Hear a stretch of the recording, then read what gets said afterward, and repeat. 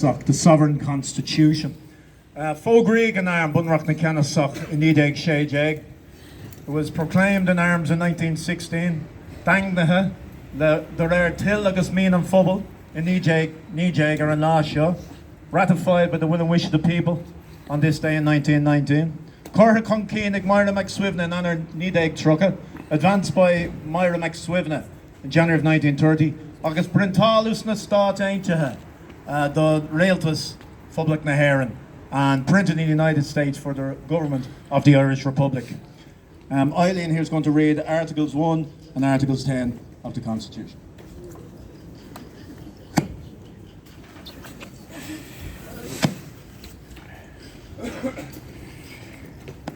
Article 1. The sovereignty of the nation is inalienable. It is therefore not within the competence of any generation of the people to surrender that sovereignty, which each generation holds in trust for the nation. The question of surrender of national independence may not be submitted to the electorate. Subject to that fundamental principle, it is hereby declared that all authority in Ireland, legislative, executive and judicial, and all powers of government are derived solely under God, from the people of Ireland.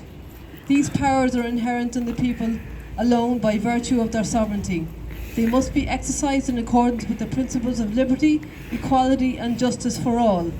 Any legislation not in accordance with these principles is hereby declared to be null and void. Article 10. The nation guarantees to every Irish citizen opportunity for service, a just and adequate share of the national wealth, right to the national service, and living and working conditions conducive to the moral and material well-being of the workers. The nation shall provide such control of the national wealth and resources and secure such development thereof as may be necessary to fulfil these obligations. The nation shall demand from each of its citizens the performance of his duties to the best of his ability. What do you mean, Eileen? And it's just come to just to finish up very soon. I mentioned one of the documents was the Anclár Iber Public Tani, which was the democratic program. Democratic program wouldn't be as well known as the Declaration of Independence or the Proclamation, the Message of Free Nations of the World, but it's perhaps one of the most important documents because it essentially ratified the Proclamation of 1916. It took the essence and the vision of the Proclamation of 1916 and essentially put it into official working document ratified here by the will and wish of the people in December 1918. I just read a few lines from the democratic program. In the language of our first president, Pádraig MacPhirris, the nation's sovereignty extends not only to men and women of the nation, but to all its material possessions, the nation's soil and all its resources, all the wealth and all the wealth-producing processes within the nation. It went on to say, we, in the name of the Republic, declare the right of every citizen to an adequate share of the produce of the nation's labour. And it continued with, it shall be our duty to promote the development of the nation's resources, to increase the productivity of its soil, to exploit its mineral deposits, peat bogs and fisheries, its waterways and harbours, in the interests and for the benefit of the Irish people. I think most people here will agree that the corporate government has mismanaged our resources for the past 100 years. So the contents of the democratic programme, as I said, ratified the Irish Proclamation of 1916. And it's for that very reason that since 1919 the President of the IRB would turn the sovereign seal every year to maintain the claim of the proclamation and then the official affirmation of that in the democratic programme. Indeed, our own President of the IRB, William James Maguire, and who is also by right and by fact the President of the Irish Republic, for the last 61 years or so he has been turning the sovereign seal. He did it here for many a year, in more recent years outside here on the steps. And the reason he and his predecessors did that was to ensure that the rights of the people of Ireland to the territory of Ireland and all her assets therein and thereof and all her resources are maintained and sustained for the benefit of the Irish people. We are absolutely indebted to William James Maguire, affectionately known of course as Billy, for what he has done more or less single-handedly for the last 61 years of maintaining that claim. To finish up, Acharja, we're going to read probably the most seminal document of them all on Ferogra, or the proclamation as it's known as. Proclamation is the on Bunclough, I'd call it, the foundation document, or the foundation stone of the sovereign nation state of Ireland, the Irish Republic.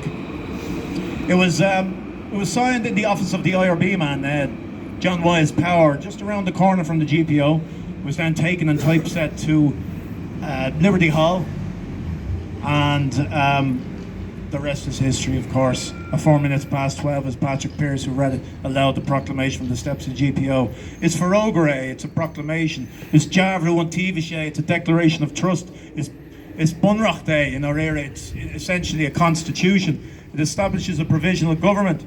It established the rights of the men and the women of Ireland to the ownership of Ireland. It mentions sovereignty 3 times. It declares the rights of women to be equal to those of men. It is the most important document in the history of this country. Many would say the most important document in the world when it comes to sovereignty. So, as I said, it's the proclamation, was the very reason the men and women were here in 1919 to ratify the vision of the proclamation of 1916. So, to conclude, I'm going to ask John Caulfield to come up and lead us in the reading of the proclamation. John Caulfield. As Barra mentioned, the proclamation was read out by Patrick Pearse at 4 minutes past 12 on the 24th of April 1916 at Irish Rising Time, a unique timeline dedicated to Ireland, which was 25 minutes behind what is known as GMT, Irish Rising Time. The Crown actually imposed the Irish Time Act 6 months or 5 months after the Easter Rising Time, so it's a very, very seminal, significant document, particularly for this nation. So without further ado, I'd ask everyone who knows proclamation to please read along with it. Public Nahairn, the provisional government of the Irish Republic to the people of Ireland. Irish men and Irish women, in the name of God and of the dead generations from which she receives her old tradition of nationhood, Ireland, through us, summons her children to her flag and strikes for her freedom. Having organised and trained her manhood through her secret revolutionary organisation, the Irish Republican Brotherhood, and through her open military organisations, the Irish Volunteers and the Irish Citizen Army, having patiently perfected her discipline, having resolutely waited for the right moment to reveal itself, she now seizes that moment and, supported by her exiled children in America and by gallant allies in Europe, but relying in the first on her own strength, she strikes in full confidence of victory. We declare the right of the people of Ireland to the ownership of Ireland and to the unfettered control of Irish destinies to be sovereign and indefeasible.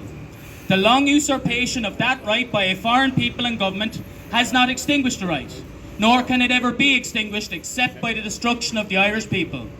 In every generation, the Irish people have asserted their right to national freedom and sovereignty. 6 times during the past 300 years, they have asserted it in arms.